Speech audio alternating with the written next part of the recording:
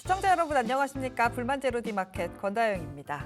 양 시장 모두 1% 넘게 오르면서 참 기분 좋은 하루였습니다. 양대 시장 모두 양봉으로 마감이 됐고 오른 종목 수가 1,600개가 넘었습니다. 장중에는 현선물 시장을 외국인이 다 사주다가 조금 특이한 게 마감할 즈음에 3시 20분부터 선물 시장에서 외국인들이 매도를 하면서 결국에는 선물 시장 외국인 2,240억 매도로 마감한 게 조금 눈에 띕니다. 이 부분도 잘 체크를 해보셔야 할 것 같고요. 좋았던 섹터들 살펴보시면 여전히 조선주가 좋았고 오후에 UAM 관련된 뉴스 나오면서 관련된 종목도 올라줬고 IT주들이 리바운드가 나왔습니다. 대부분의 종목이 올랐기 때문에 기분은 좋은데 저는 이 오를 때 오히려 투자 전략을 짜는 게 더 어렵더라고요. 어떤 종목들이 더 잘 갈지, 어떤 섹터가 더 유망할지 저희와 함께 계속해서 찾아보시면 좋을 것 같습니다. 시청자 이벤트도 하고 있습니다. 샵 8920으로 지금 나가고 있는 화면 사진 찍거나 캡처하셔서 보내주시면 추첨을 통해서 선물 보내드리고 있습니다. 많은 참여 부탁드립니다. 그럼 불만제로디마켓 지금 출발합니다.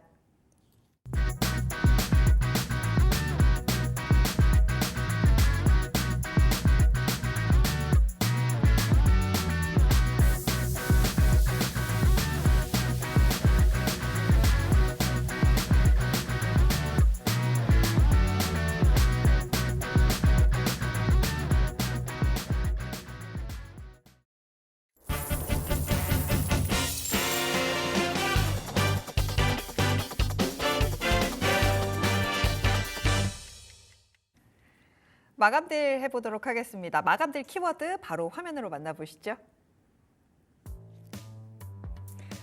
금 쪽이 조선주가 달라졌어요. 백고동 소리 더 커질까라고 잡아봤습니다. 맞아요. 조선주가 한때는 금쪽이 중에 금쪽이었습니다. 하지만 이제는 금쪽이에서 아주 착한 친구가 되어가고 있는 과정입니다. 이 부분은 KR리서치 김대준 대표와 함께 이야기 나눠보도록 하겠습니다. 안녕하세요. 네, 안녕하십니까. 네.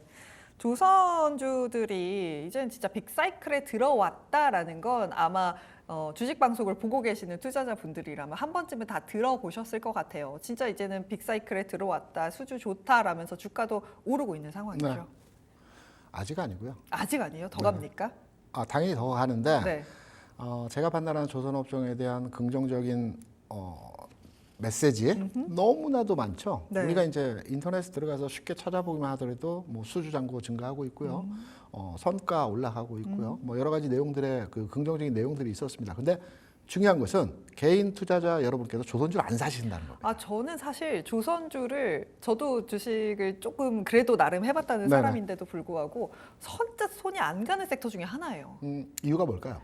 그동안 물렸던 경험이라고 해야 될까요? 은행주 안 사는 이유도 똑같습니다. 맞습니다. 네. 너무 엉덩이가 무겁다고 느껴지거든요. 그 간의 움직임 자체가 당연히 무거웠고요. 올라가면 내려가고 내려가면 또 일부 반등을 주는데 그 폭이 너무 작았기 때문에 맞아요. 조선주에 대한 평가 자체가 작았습니다. 낮았습니다. 네. 그런데 조선주의 흐름이 굉장히 좋아지고 있죠. 네. 조선주의 전체적인 흐름에 대해서는 제가 일일이 거론하지 않더라도 네. 전체적인 시장의 분위기는 좋아지고 있습니다. 다만 제가 앞서 모두에 말씀드린 내용이 조선주에 대해서 지금 시점 그러면 우리가 투자의 관점으로 접근해 볼까라고 잠깐 물어보셨을 때 네. 아직은 아니다. 라는 측면에서 말씀을 드렸죠. 네. 우리가 이제 주식을 투자하면서 사기 쉬운 종목은 꼭 그게 고점이거나 주가 안 가는 경우들이 많아요. 맞아요. 그런데 사기 어려운 종목은 꼭 사지 못하고 주가 올라가는 경우들이 많습니다. 왜 그러한 현상들이 나타날까요? 특히 조선주의 경우에 빗대어서 설명을 드리면 조선주 같은 경우는 저는 기본적으로 수주 산업이라는 거에서부터 손이 가기가 저는 어렵거든요. 최근에 주가 흐름을 제가 짧게 설명을 드리면 조선주의 손이 안 나갔던 이유는 네. 주가가 양봉의 흐름으로 강한 상승이 동반되는 주가의 상승이 한 차례 나와요. 그리고 3 내지 5일 정도 주가가 흔들흔들하면서 조정을 받습니다. 네. 그리고 또 양봉이 나오고 3, 4일 조정받고. 그러니까 무슨 말이냐면 주식을 이제 사고자 해서 올라가는 측면에서 사볼까 했는데 다음날 조정받아요. 그리고 관심 종목에서 빼고 나서도 주가가 조정을 받고 완전히 관심을 빼고 나니까 또 방송에서 많이 나오는 거예요. 이런 형태의 주가가 계속적으로 이런 진행이 되었거든요. 그런데 지난주부터 오늘까지 해서 주가의 패턴이 바뀌었어요. 네.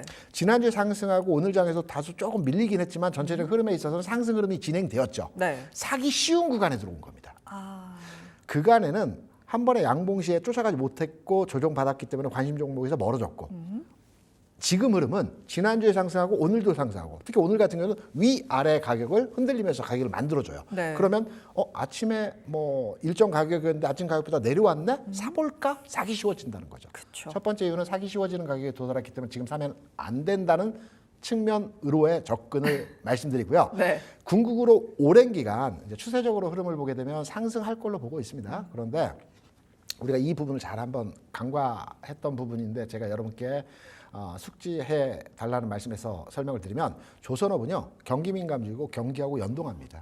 그렇죠. 경기가 안 좋으면은 발주가 안 나오는 거니까. 네, 네. 경기가 좋아지면 조선주가 먼저 움직입니다.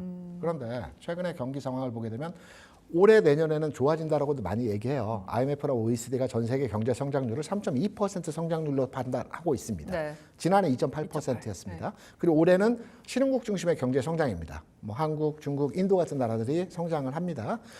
여기에서 성장의 포인트, 그러니까 성장의 시점이 언제인가를 우리가 판단해 봐야 되거든요. 조선업도 성장의 포인트에서 주가가 움직이는 타이밍이 따로 있거든요. 네. 최근에 조선업에 대한 우리가 이제 운임 지수를 많이 얘기하지 않습니까? 그런데 운임 지수 내에서 컨테이너 지수는 굉장히 폭발적인 상승을 보여주고 있어요. 네. 연초 대비해서 아마 3배, 4배 정도 올랐어요. 네, 뭐 홍해 이슈 이후로 많이 오른 걸로 알고 있어요. 그렇죠. 네. 그 이슈도 있었고 여러 가지 물동량도 많아졌고요. 네.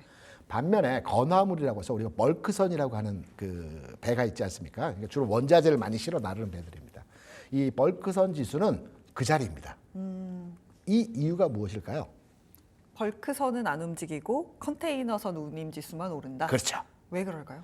이거는 지금까지 생산된 물건에 대해서 재고 물량을 소진하는 과정이기 때문에 원자재 수요가 아직까지는 일어나지 않고 있다는 겁니다. 그러니까 경제가 본격적으로 성장 단계에 아직은 진행되지 않았고요.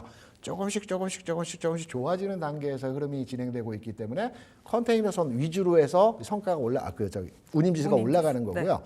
경기는 올 말 내년 초 해서 이제 피크로 가는 과정에서 경기 성장률 전 세계 흐름이 진행될 것 같고 조선주는 이때 다시 한번 상승 흐름이 나타날 가능성이 높다라고 해석이 되고 있습니다. 지금은 단기 구간 내에서 주가의 상승 흐름이 진행되었기 때문에 사기 쉬운 가격대 흐름에서의 주가 상황을 보여주고 있습니다. 지금 사면 안 되고요. 좀 이제부터는 기다리셔야 됩니다.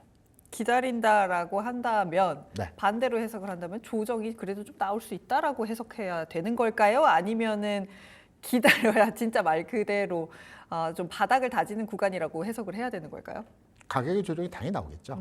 가격의 너무 조정이 올랐다. 너무 올랐다는 빠르게 올랐다라고 해석을 해야 될까요? 가격적인 부담이 있다, 상승 피로감이 있다라고 판단이 되고 네.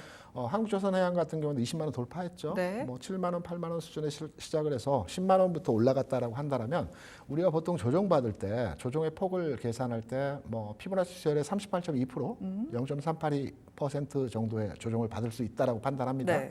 그러면 지금 가격 대비해서 저는 최소 20% 수준에서의 가격 조정이 나타날 가능성이 있다라고 판단되기 때문에 네. 그 시점에 가격을 잡아보시면 될 것 같고요. 네. 제가 앞서 세계 경기의 전체적인 원자재 중심의 생산활동 위주의 성장이 진행되는 시기는 올 연말, 내년 초 이때 본격적인 생산시설의 가동을 통해서 생산이 활발하게 진행이 되는 흐름에서의 모습이 나타나기 때문에 네. 이때 다시 재상승의 흐름이 만들어질 가능성이 높다라는 측면에서의 내용을 판단해 보게 된다면 네. 조선주 네. 너무너무 좋은 얘기가 너무 많습니다. 좋은 얘기만 있어요.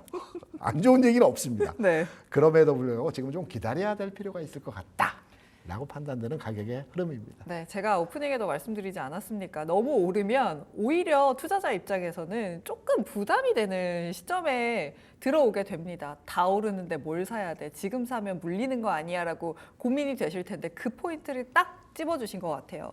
환율 얘기로도 좀 끌고 가야 할 것 같습니다. 저희가 지난주에도 환율 이야기를 네. 하지 않았습니까? 1480원 선을 계속해서 얘기를 해주셨는데 이게 조선주에도 영향이 있다고요? 당연하죠. 근데 환율의 상황에서 원달러 환율과 연동되어서 조선주를 평가하면 안 됩니다. 달러 인덱스. 오늘 네. 시장에서 강했던 종목들을 보게 되면 조선주 있고요. 그다음에 자동차 강했고요. 네. 그다음에 바이오 강했고요. 그다음에 은행주도 강했어요. 네.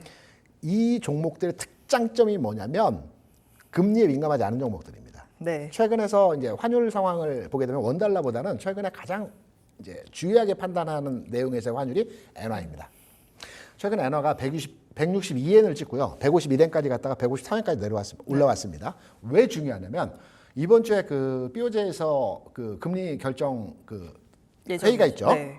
미국 FOMC 회의와 마찬가지로 중앙은행의 일본 금리 결정이 있습니다. 이게 시장의 바로 미터가 될 수 있는 굉장히 중요한 내용입니다. 왜냐하면 최근에 우리가 기사나 방송을 통해서 앵커리 트레이딩 많이 들어보셨죠. 네. 그러니까 일본의 안정적인 환율을 기반으로 해서 저금리 상품에 진입을 해서 미 국채, 장기채를 사는 이 아비트리지, 무위험 차익 거래를 통한 채권 수익률을 도모하는 앵캐리 트레이딩이 최근에 엄청나게 그 진행이 되면서 지금 앵캐리 트레이딩 자금이 20조 달러라고 합니다.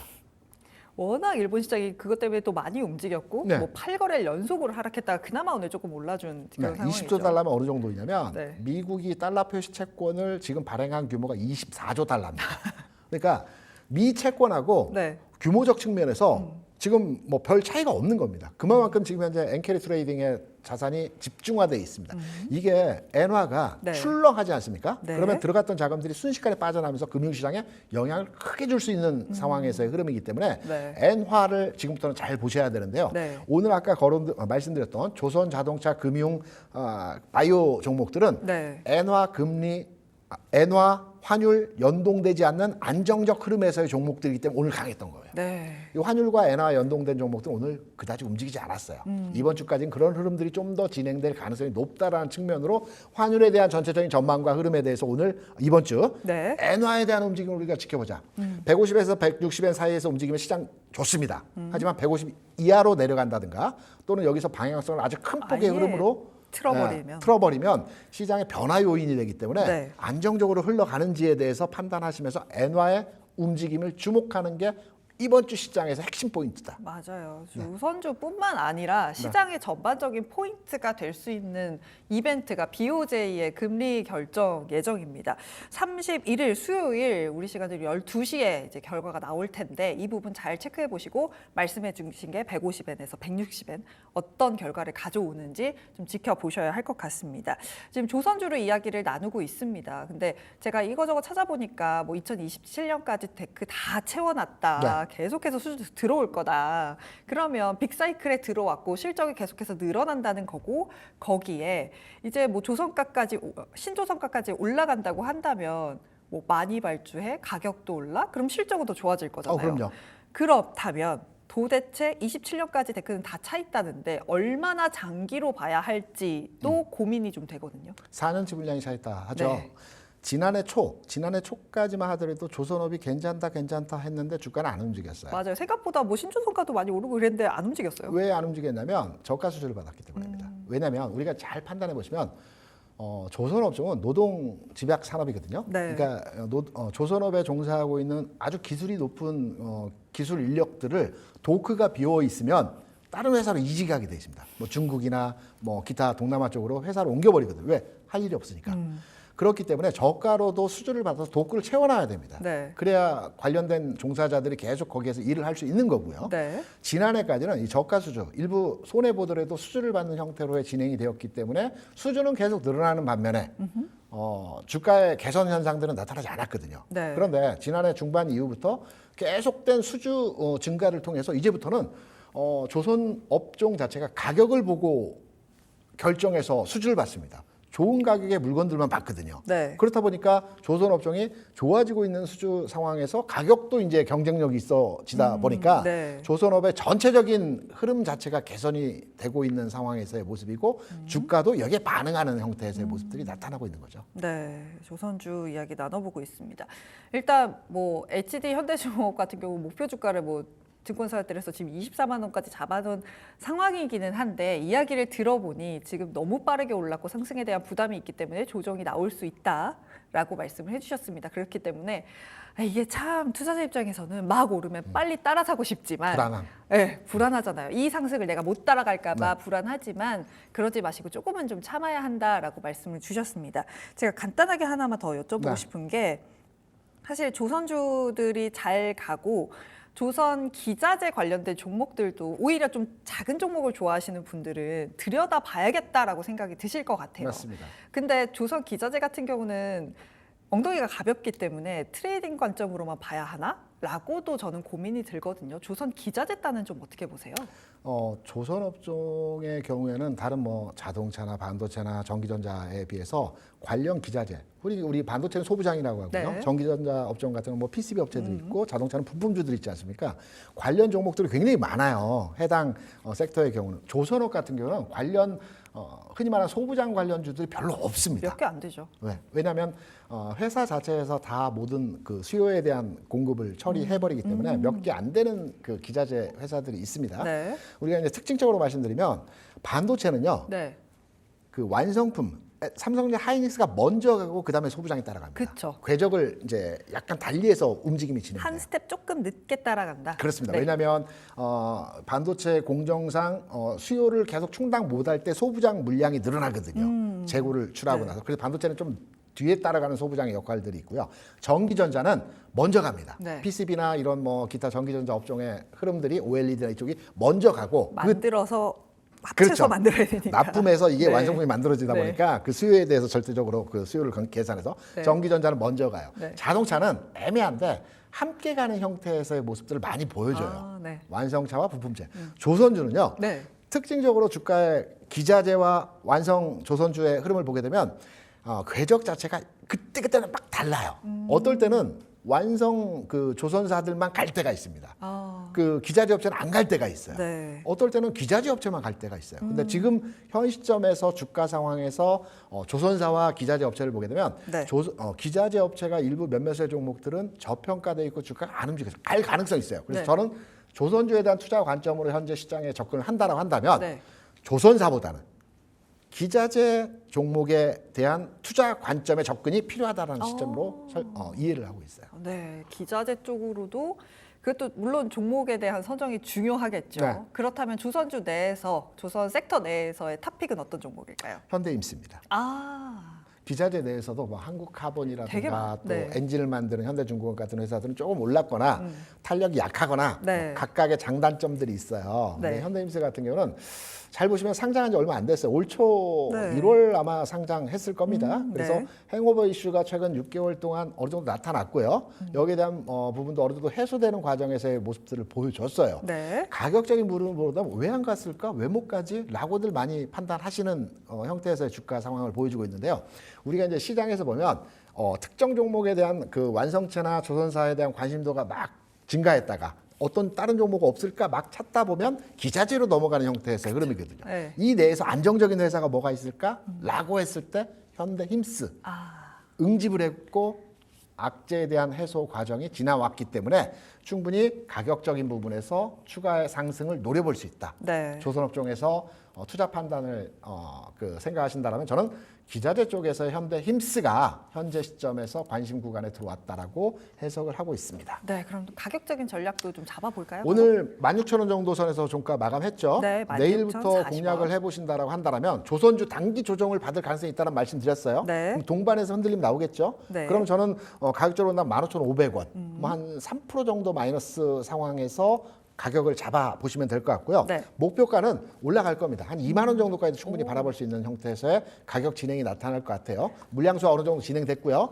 손절가를 바라본다라고 하면 현재 시점에서 좀 손절을 넓게 잡겠습니다. 왜? 바닥권이기 때문에 시장 흔들림에 따라서 주가 좀 빠지더라도 한 14,000원까지는 한번 버텨보고 네. 가져가보는 형태로서의 현대임스에 대해서 관심권 전략입니다. 네, 선박 블럭이라든지 배관, 조선 기자재들을 만드는 업체인 현대힘스 이야기까지 함께 들어봤습니다. 지금까지 KR리서치의 김대준 대표였습니다. 오늘 말씀 잘 들었습니다. 네, 급등락 종목 김주현 캐스터가 정리했습니다. 안녕하세요. 마감딜 급등락의 김주영입니다. 오늘 양지수 상승으로 마감을 했습니다. 반등의 신호탄이 될 수 있을까요? 오늘 지수 상승에 힘입어서 급등했던 종목들 어떤 것들인지 같이 한번 살펴보겠습니다. 5위 살펴보면요. HB솔루션 확인됩니다. LG이노텍이 유리기판 분야의 인재 확보에 나서는 행보를 보여주면서 오늘 유리기판주들 전반적으로 강세 흐름을 이어나갔습니다. 특히나 올해 글라스 기판 공급 계약을 좀 발표했었던 HB테크놀로지 강하게 움직였고요. 여기에 또 자회사인 HB솔루션까지 탄력적으로 움직인 모습 확인되고 있는데요. 14%대 급등으로 마감했던 모습입니다. 4위 살펴보겠습니다. YC 확인되는데요. YC 오늘 장 초반부터 강한 상승 탄력 받아갔습니다. 역시나 큰 재료가 있었는데 삼성전자와 1,000억 원대 HBM 검사 장비 공급 계약 체결 소식 나오면서 오늘 매수세 자극을 했고요. 20% 넘는 급등으로 마감을 했습니다. 3위 살펴보겠습니다. 오브젠 확인되는데요. 오늘 오브젠 같은 경우는 50억 원 규모의 제3자 배정 유상증자 소식이 있었습니다. 여기에 매수세 자극을 하면서 오늘 급등했던 모습이고요. 상한가 터치하면서 마감했습니다. 2위 살펴보겠습니다. 나노 CMS 확인되는데요. 최근에 AI 그리고 데이터 센터의 증설이 영향을 줬던 게 역시나 전력 효율 측면이죠. 이 중에서 좀 부각이 됐던 부분이 이제 전력 반도체인데요. 나노 CMS 같은 경우 전력 반도체 관련해서 재료가 있었습니다. 연간 180톤 규모의 이 웨이퍼 소재 가공 공장 다음 달 구동을 좀 목표로 해서 구축한다라는 소식들 전해지면서 오늘 매수세 자극을 했고요. 상한가 기록하면서 마감했던 모습입니다. 1위도 살펴보겠습니다. 한선 엔지니어링 올라왔습니다. 오늘 동해가스정 관련주들 전반적으로 훈풍이 불었습니다.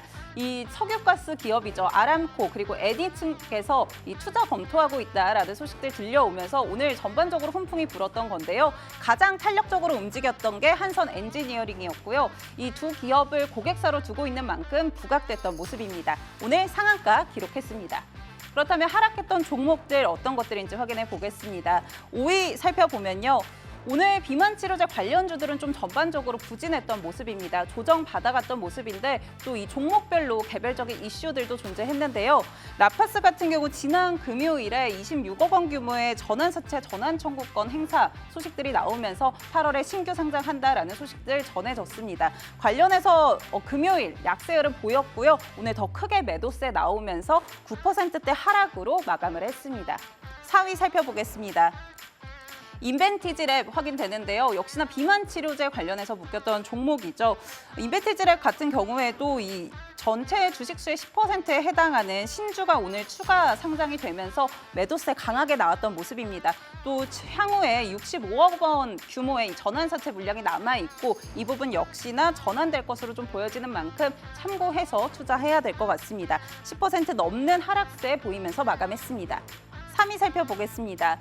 SLS 바이오 올라왔는데요. 지난 금요일에 급등 종목에서 정리를 해드렸었는데 이 노보노디스크의 위고비, 유통 전에 품질 검사 관련한 기술 이전 체결 소식 전해드리면서 상한가 터치를 했다라고 말씀드렸는데 오늘 같은 경우 차익 실현 매물 나오면서 강한 매도세가 나왔습니다. 15% 하락으로 마감했습니다.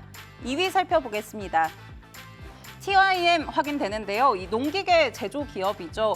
오늘 주가 조작 의혹으로 수사받고 있다라는 소식들 전해지면서 강한 매도세를 자극을 했습니다. 여기에 추가적으로 금융감독원 측에서도 자체 조사 후에 중징계 앞두고 있다라는 소식들 전해지면서 하락폭 크게 나왔던 모습인데요. 23% 넘는 급락으로 마감했습니다. 1위도 확인해 보겠습니다. HS 효성 확인되는데요. 효성그룹에서 인적 분할 후에 오늘 코스피에 재상장한 지주회사입니다. 오늘 상장 첫날인데 하한가 기록하면서 오늘 마감했던 모습 확인되고 있습니다. 오늘장 급등락 종목들 정리해드렸고요. 저희 시청자 이벤트 계속해서 진행하고 있습니다. 샵 9083번으로 지금 시청하고 계신 화면과 함께 응원 메시지 보내주시면요. 푸짐한 선물 보내드리니까요. 많은 참여 부탁드립니다. 남은 장외 시간도 저희 불만제로 디마켓과 함께 하시죠.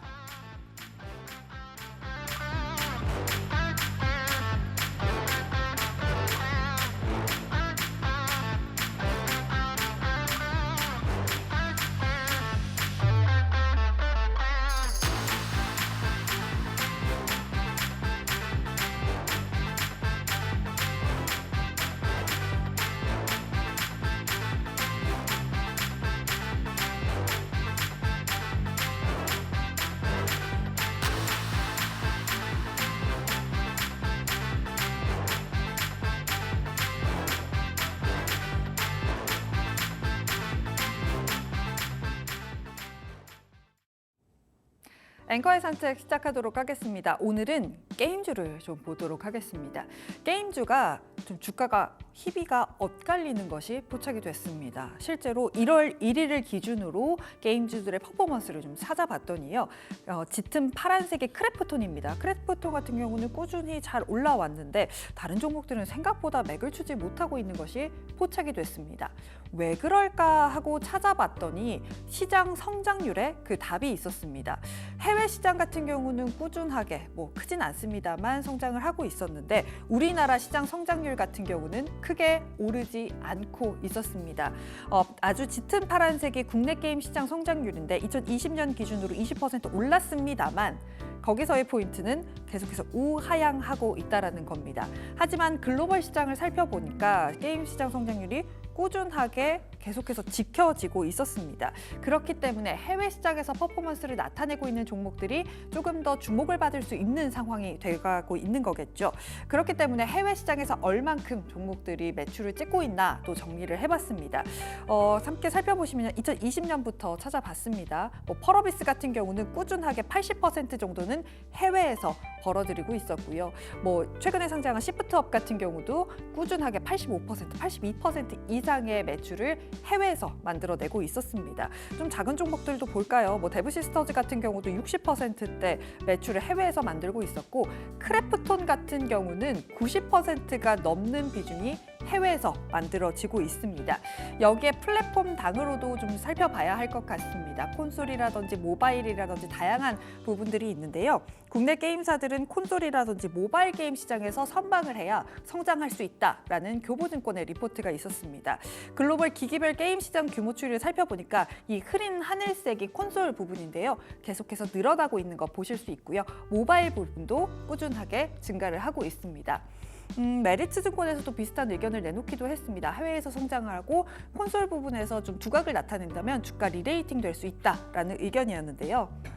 이렇게 여러 증권사들의 리포트를 정리를 해보자면 비모바일 부분, PC라든지 콘솔 쪽에서 매출을 만들어내고 해외 쪽에서 성과가 일어난다면 주가 올라갈 수 있다라는 결론을 내릴 수 있었습니다. 여기에 8월 중에 큰 게임주의 이벤트가 하나 있습니다. 8월 21일부터 큰 이벤트가 있는데요. 세계 최대 게임쇼인 게임스컴 2024가 개최가 됩니다. 신작들을 공개하고 여기서 어떤 평가를 받을지에 대해서 바로 알 수 있는 이벤트이기 때문에 사람들이 주목을 하고 있습니다. 여기에 세계 게임쇼가 3가지가 있는데 하나가 없어졌습니다. 그러면서 관심도가 점점 더 높아지고 있는 상황입니다. 종목들 보시면 넥스린이라든지 크래프톤, 펄어비스 같은 종목들이 참가를 한다라고 알려져 있습니다. 여기에 어닝 시즌이죠. 실적 발표 일정도 간단하게 좀 정리를 해봤습니다. NHN이라든지 데브시스터즈, 네오위즈, 크래프톤, W게임즈, 펄어비스까지 8월 둘째 주부터 줄줄이 게임주가 실적을 발표합니다. 크래프톤과 넷마블의 경우 실적이 좋을 거다라면서 목표 주가를 올려잡는 증권사들도 있었고요. 펄어비스 같은 경우는 3분기 IR을 하면서 이 기대감이 높은 붉은 사막의 마케팅적인 부분을 이야기할 거다라고 분석이 있는 것도 찾아볼 수 있었습니다. 이렇게 IR을 하면서 하반기 신작이라든지 해외 매출이라든지 콘솔 부분에서 어떤 이야기가 나오는지 찾아보신다면 게임주에서도 투자 전략을 잘 잡을 수 있지 않을까 싶습니다. 지금까지 게임주 정리해봤습니다.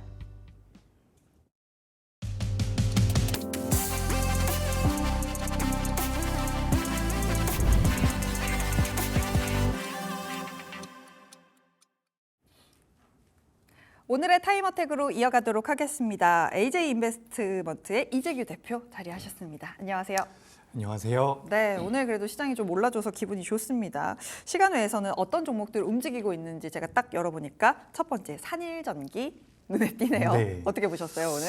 네, 신규 상장주죠. 네. 최근에 신규 상장되어 있는 기업들의 주가 흐름이 그렇게 좋지는 않았는데 오랜만에 이제 산일전기는 잘 마감이 됐다라고 네. 말씀을 드리고 싶습니다. 어쨌든 전력망과 관련돼서 사업을 영위하고 있는 기업인데 이렇게 신규 상장되는 기업들 같은 경우는 저는 개인적으로는 좀 트레이딩, 매매의 관점으로 접근하시는 게 좋겠다라는 말씀을 많이 드리거든요. 네. 그러니까 우리가 신규 상장을 할 때는 드레싱이라는 과정을 많이 거치기 때문에 실제로 가지고 있는 가치보다 더 멋지게 만들어 놓고서 상장이 되는 경우가 많이 있습니다.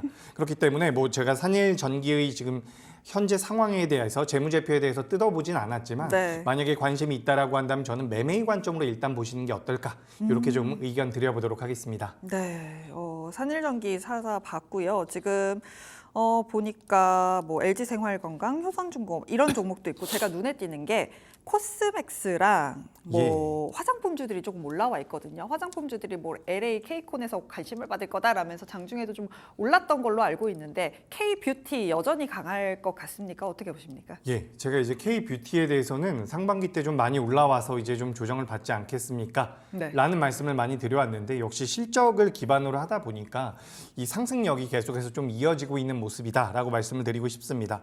그래서 오늘 시간 외에서도 화장품 관련되어 있는 종목군들이 몇 개의 변동성을 보이고 있는데 네. 아직까지 거래 대금이 많이 들어오고 있는 기업들은 없다라고 보시는 게 맞을 것 같아요. 그래서 장중에 좀 변동성을 많이 보였었던 종목군들이 뭐 시간 외에 단일가에서도 거래가 좀 들어오긴 하는데 네. 그 등락률 자체는 좀 제한적이지 않나라고 생각을 하고 있습니다. 그래서 지금 화면에도 관련되어 있는 종목군들이 좀 나오고 있는데 네. 아무래도 실적적인 기대감이 여전히 유효하다 보니까 관련되어 있는 종목들에 대해서도 좀 관심을 가져보시는 게 어떨까라는 말씀을 드리고 싶고요. 그리고 지금 시간외 단일가에서 거래가 많이 들어오는 쪽을 우리가 따져본다라고 한다면 네. 현재 한국가스공사 같은 이런 대왕고래와 관련되어 있는 기업들 가야죠.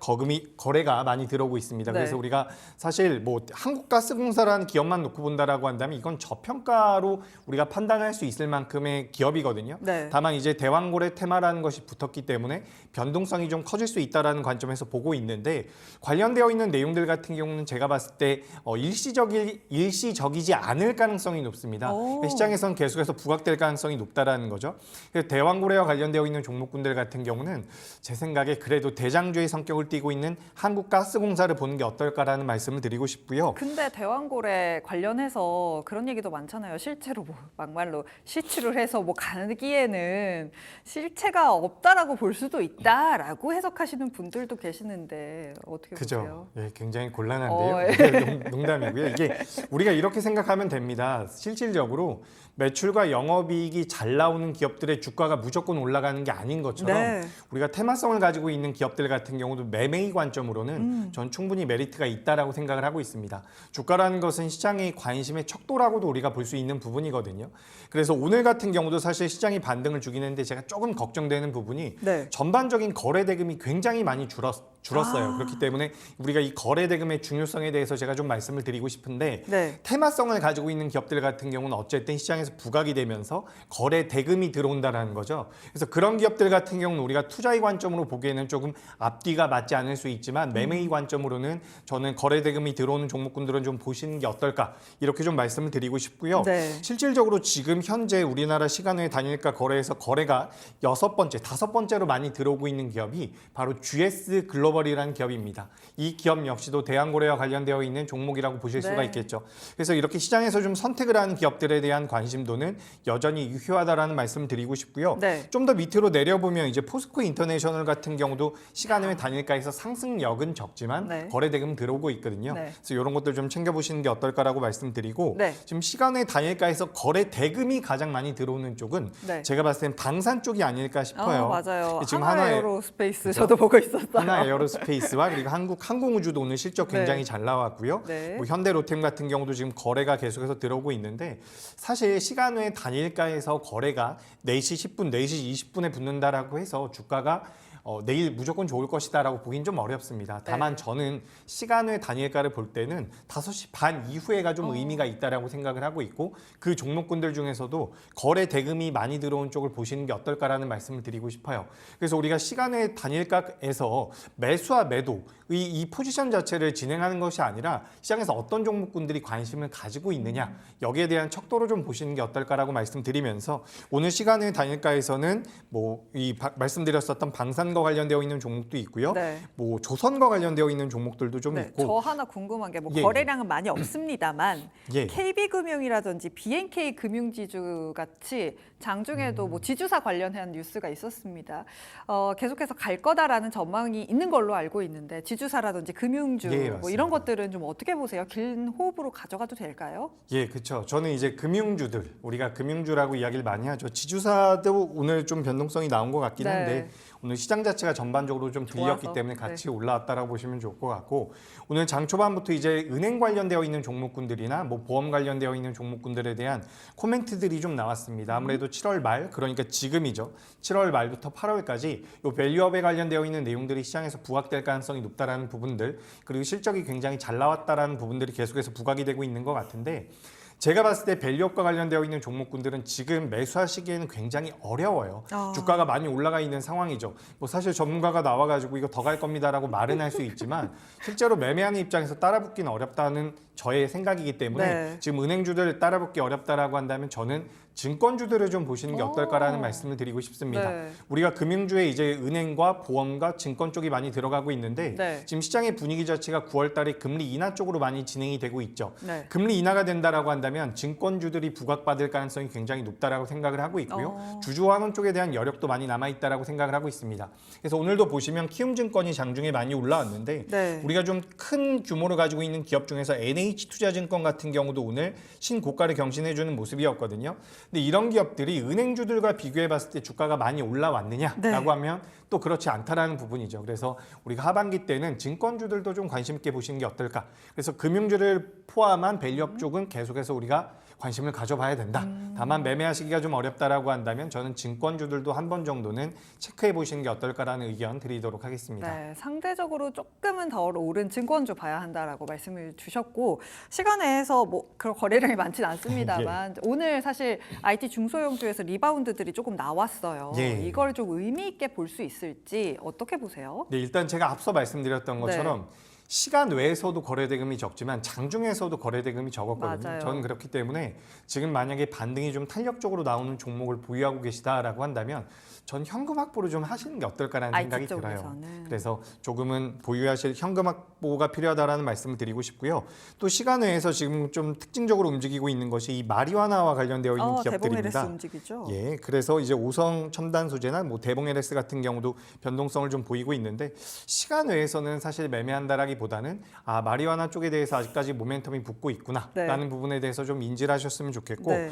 지금 보니까 위지트 같은 이 가상화폐와 관련되어 그쪽도 있는 움직여요. 종목군들도 좀씩 움직이고 있거든요. 네. 그러니까 트럼프나 해리스와 관련되어 있는 종목군들 같은 경우도 뭐 계속해서 시세를 좀 이어갈 가능성이 높다라고 보고 있습니다. 네. 다만 제가 방금 전에 말씀 이런 테마성을 가지고 이슈를 가지고 움직이는 기업들 같은 경우는 순전히 이제 트레이딩 매매의 관점으로 손절가는 반드시 잡고서 공략해 보시는 게 맞겠다라는 의견 드리도록 하겠습니다. 확실히 시간 외에서는 시세도 중요하지만 거래량과 거래 대금이 얼마가 되느냐가 되게 포인트가 되는 것 같습니다. 지금까지 AJ 인베스트의 이재규 대표와 함께했습니다. 오늘 말씀 잘 들었습니다.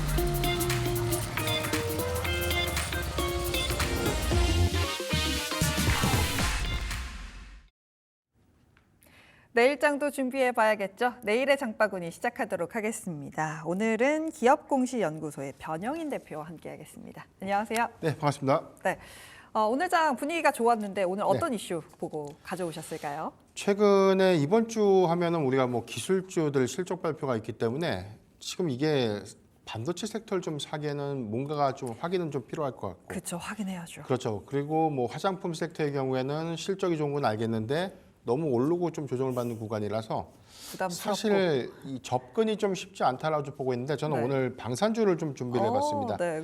일단 최근에 수급 동향들을 보면 이 증시의 어떤 조정임에도 불구하고 최근 거래일에 비교적 좀 견고한 어떤 추세의 흐름들 좀 보여줬었고요. 네.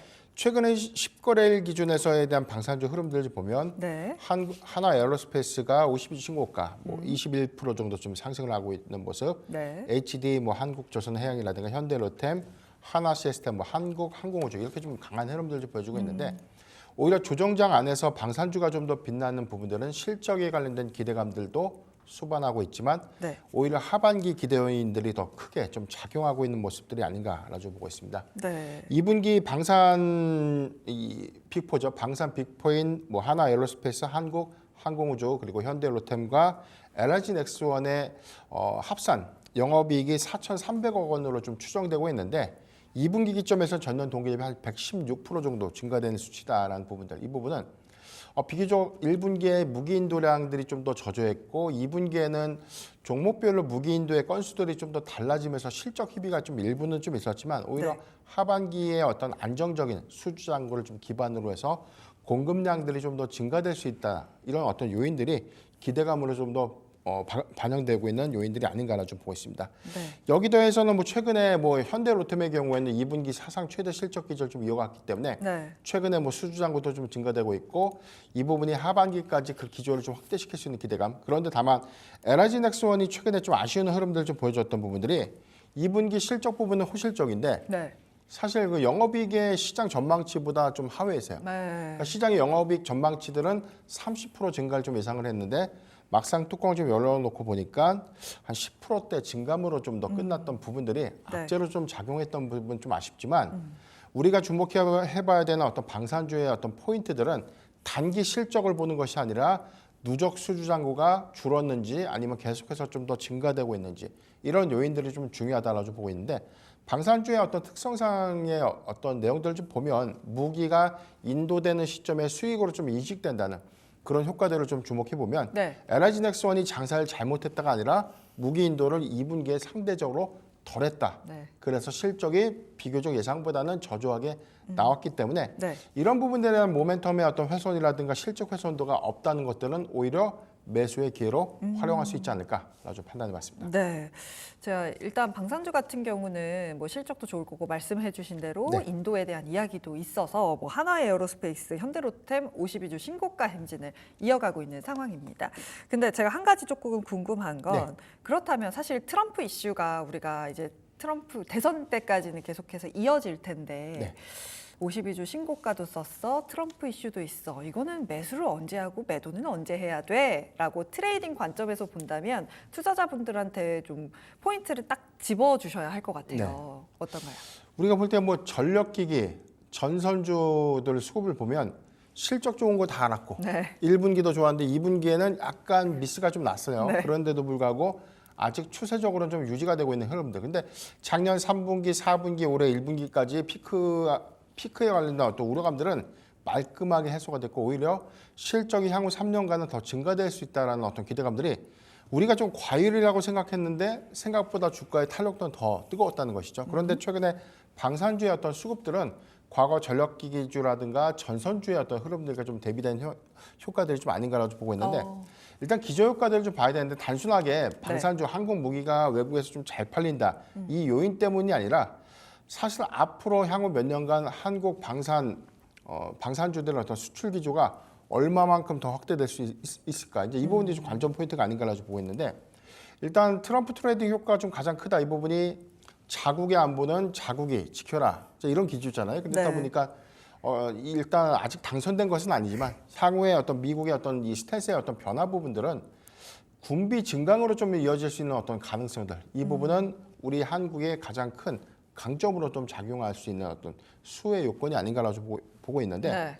일단 단기간에 52주 신고가 부분들에 대한 부분 찍어서 너무 빨리 52주 올랐죠. 신고가에 관련된 어떤 네. 주가 형성 부분들은 네. 2분기 실적 기대감들을 좀 반영하고 있는 흐름들이기 때문에 네. 조정을 주는 구간, 과대 낙폭 구간에는 우리가 좀 관심을 가질 수 있다. 따라가는 것이 아니라 쉬어갈 때 모아가는 전략을 좀 유효하지 않을까라고 보고 있고 두 번째는 OPM입니다. 영업이익률이라고 하는데 단순하게 방산주가 다 좋다가 아니라 방산주 안에서도 영업이익률이 상대적으로 좀 높은 종목들. 그래서 영업이익률이 통상적으로 좀 방산주의 경우는 한 많게는 3에서 한 6% 정도 수준이 통상적인데 네. 이 6% 이상의 영업이익률을 좀 보유하고 있는 종목들, 뭐 LG 넥스원도 있고 현대로템도 있고 하나 에어로스페이스도 그렇고요. 이익률이 좀 더 크게 개선되고 있는 종목들의 경우에는 수익이 확대될 수 있다는 어떤 요인들, 이 부분은 안정적인 수주를 바탕으로 해서 계속해서 실적은 좋아질 수밖에 없다. 이 점을 좀 기억하면 좋을 것 같습니다. 이게 요즘에 사실 잘 가는 섹터들 같은 경우는 52주 신고가 또 신고가 또 신고가 이러기 때문에 투자자분들 입장에서는 신고가인데 또 더 간다고 실적 좋다고 또 수주 나온다고 라고 생각하실 수 있겠습니다만 단기간에 올랐기 때문에 그런 부분들은 좀 잘 체크를 해보셔야 할 것 같고요. 그렇다면 종목을 좀 비교를 해볼게요. 네.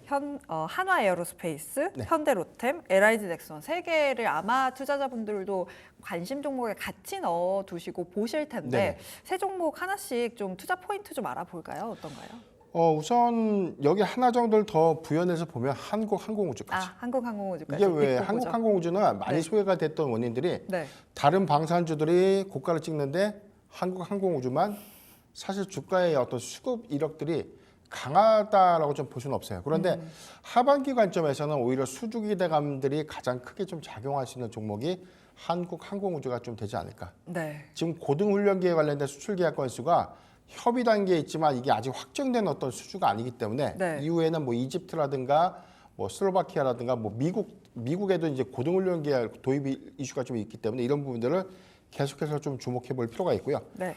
하나 에어로스페이스랑 이 현대로템의 경우에는 최근에 52주 신고가 이후에 주가 상승 탄력도가 굉장히 좀 뛰어난 부분인데 이 네. 부분은 폴란드의 2차 수출 계약을 하반기, 그러니까 빠르면 9월이고 늦어도 한 10월 안에는 2차 수출 계약이 좀 앞두고 있다. 이 부분들이 네. 오히려 그런 기대감들, 추가 수주 계약에 관련된 어떤 기대감들로 좀 작용할 수 있다는 측면. 그리고 LG 넥스원의 경우에는 무기가 좀 다르죠. 여기는 유도 미사일 부분인데 최근에는 어떤 뭐 비공이라고 불리우는 이 유도 미사일을 미국 국방부 시험 테스트를 좀 통과를 했고 여기에 더해서는 사상 처음으로 미국으로 수출될 수 있는 유도 미사일 이 부분에 관련된 어떤 기대감들이 네. 아직 주가에는 좀 덜 반영되지 않았나.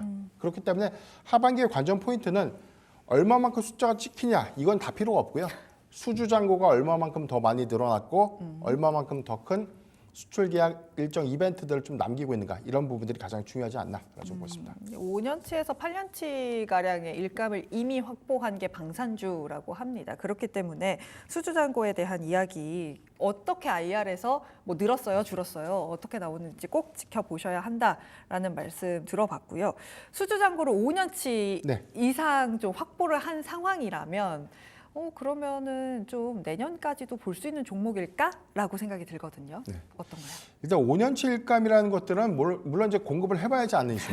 그러니까 우리가 이게 뭐 수주 계약이라고 하지만 이게 취소가 될 수 있는 부분이에요. 이게 맞아요. 너무나 우리가 맹신해서 좀 안 되고 만약에 뭐 이 무기 도입 계획들이 조금 이게 다소 한 5년간 6년간 장기 계획으로 인해서 좀 움직여지는데 이게 뭐 시장의 어떤 뭐 시황 악화 부분들도 있을 수 있고 뭐 경기 연동성이라든가 재정 이슈 뭐 정권이 좀 교체가 된다든가 뭐 이런 네. 어떤 전반적인 어떤 이 변동 리스크들은 좀 있기 때문에 이 부분 좀 맹신할 수는 없는데 다만 누적 수주 잔고 우리가 조선주랑은 좀 비교해 봤을 때 수주 잔고가 계속해서 늘어난다는 부분은 5년치가 아니라 향후 10년 뭐 15년치까지 관련해서 뭐 계속해서 좀 증가될 수 있는 그래서 네. 뭐 특정 국가에 많이 늘어나는 것보다 다양한 국가에 좀 다양한 수출 계약으로 좀 이어질 수 있는 요인들 이 부분이 좀 더 중요하지 않나라고 좀 보고 있습니다. 확실히 뭐 영업이익이 좋아지는 것도 중요하겠지만 그 질도 진짜 중요한 것 네. 같아요.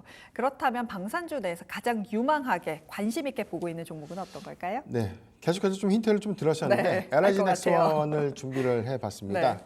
최근에 현대로템과 이 하나 에어로스페이스의 주가 상승 탄력도에 비해서 LG 넥스원이 2분기 실적 발표를 통해서 오히려 이 어닝미스로 좀 작용을 했던 측면들 다소지 이 부분은 과하지 않나라고 좀 보고 있는데 네. 누적 수주 잔고가 한 19조 원대 이 부분은 1분기 대비해서 소폭 감소는 했지만 이 요인은 2분기 그러니까 하반기죠. 하반기에 오히려 추가적인 수출 계약이 더 크게 좀 더 반영될 수 있는 측면들 또는 무기의 공급이 3분기에 실적을 좀 이어질 수 있는 측면들을 고려를 해봐야 될 것 같다라고 좀 보여집니다. 여기 대해서는 이제 다양한 사업 모멘텀들 좀 주목해 볼 필요가 있는데 사우디아라비아의 이 유도 미사일에 대한 추가 수출권 그리고 여기 대해서는 비공의 미국 수출 논의가 좀 지속되고 있는데 내년 정도에 이제 공급이 되면 미국에 공급하는 첫 방산주가 되는 것이죠. 그렇기 때문에 이런 부분들은 상징성을 좀 더 뛰어넘는 오히려 공급량들이 크게 좀 증가될 수 있는 요인을 고려하면 좀 좋지 않을까라고 좀 보고 있기 때문에 네. 저는 지금 구간이었던 한 21만 5천 원, 5,500원을 좀 잡았는데 네. 오늘 종가가 3% 상승한 21만 7,500원이거든요. 네. 저는 매수가는 종가 미만의 분할 매수가 좀 유효하지 않나라고 좀 보고 있고요. 목표가 26만 원 그리고 손절가 18만 원을 제시해드리겠습니다. 네, 이게 보니까 사실 방산주 중에서도 말씀드린 대로 한화에어로스페이스라든지 현대로템 같은 경우는 52주 신고가를 기록하고 꽤나 많이 올라 있는 상황이라서 접근하기가 참 쉽지 않은데 LID넥스원 같은 경우는 실적 미스라고 해야 될까요? 인도가 늦어지면서 실적에 눈높이를 맞추지 못하면서 조금 부진한 모습이 있었는데 똑같이 방산주 섹터 내에서 좋은 뉴스들을 다 가져가고 있기 때문에 좀 관심 있게 볼 수 있겠다라고 정리해 볼 수 있겠습니다. 지금까지 기업공시연구소의 변영인 대표였습니다. 오늘 말씀 잘 들었습니다. 네, 일정 정리해드리는 시간이죠. 살펴볼 일정들 어떤 것들이 있는지 같이 한번 살펴보겠습니다. 이번 주 대형 이벤트들 굉장히 많이 예정되어 있는데요. 첫 번째 일정 살펴보면요. 네, 현지 시간 30일에는 미국의 6월 졸츠 보고서가 발표가 됩니다. 지난 5월 졸츠 보고서를 좀 살펴보면은 시장의 예상치를 상회하면서 미국의 노동 시장 여전히 견고하다, 수요 여전히 존재한다라는 것들을 확인할 수가 있었는데요. 금리나 관련해서는 계속해서 노동 시장이 냉각이 돼야 된다라는 이야기들 나오고 있는 만큼 관련해서 체크해 보시면 좋을 것 같습니다. 두 번째 일정 살펴보겠습니다. 30일에서 31일에는 FOMC 회의가 예정이 되어 있습니다. 시장에서는 연준이 이번 FOMC 회의에서 9월 금리 인하 가능성을 시사할 것이다라고 전망을 하고 있고요. 특히 월스트리트 저널 측에서는 이번 회의가 이 한동안 가장 중요한 통화정책 회의가 될 것이다라고 이야기가 나오는 만큼 관련한 소식들 챙겨보셔야 될 것 같습니다. 세 번째 일정 열어보겠습니다. 네, 실적 발표하는 기업들 여전히 많이 존재하고 있는데요. 이번 주 빅테크 기업들의 실적 발표도 대거 예정이 되어 있습니다. 우선 30일에 마이크로소프트를 시작으로 해서 살펴보시면 좋을 것 같고요. 또 장 전에 글로벌 제약사죠. 머크나 화이자, 또 장 후에는 AMD나 스타벅스까지 한번 체크해보시면 시장 대응하는 데 도움 되실 것 같습니다. 국내 기업들도 살펴보겠습니다. 국내 실적 발표하는 기업들 내일 같은 경우는 2차 전지 관련주들 실적 발표가 대거 예정되어 있습니다. 삼성 SDI를 시작으로 해서 에코프로 그룹주들 예정되어 있고요. 그밖에 롯데 칠성도 실적 발표 예정되어 있으니까요. 관련한 소식들 체크해 보시면 좋을 것 같습니다. 그리고 저희 시청자 이벤트 계속해서 진행하고 있습니다. 방송 끝까지 참여하실 수가 있으니까요. 아직 참여 안 하셨다면 참여해서 선물 받아가시면 좋을 것 같고요. 저는 지금까지 김주영이었습니다. 네, 니케이 지수가 좀 올라주기는 했습니다. 2%대 강세를 나타내면서 마감을 짓기는 했는데 사실 그동안 너무 많이 빠졌었기 때문에 이런 상승에 대한 부분은 좀 나와야 하는 그런 상황인 것 같습니다. 니케이 지수가 2.2%대 강세로 마감을 지었고요. 오늘 중국 시장은 상대적으로 쉬어가는 하루였습니다. 상해 종합지수 보폭을 거의 가져가지 않은 하루였다는 거 말씀을 드릴 수 있겠습니다. 지금 시장에서 미국 시장 선물도 어떻게 흘러가고 있는지 살펴보도록 하겠습니다. 미국 시장 전반적으로 전일 올라서일까요? 큰 흐름을 가져가지는 않고 있습니다. 러셀 2000 같은 경우도 0.2%, 나스닥 100도 0.3%로 빠지지 않는다 정도로 해석을 하시면 될 것 같고요.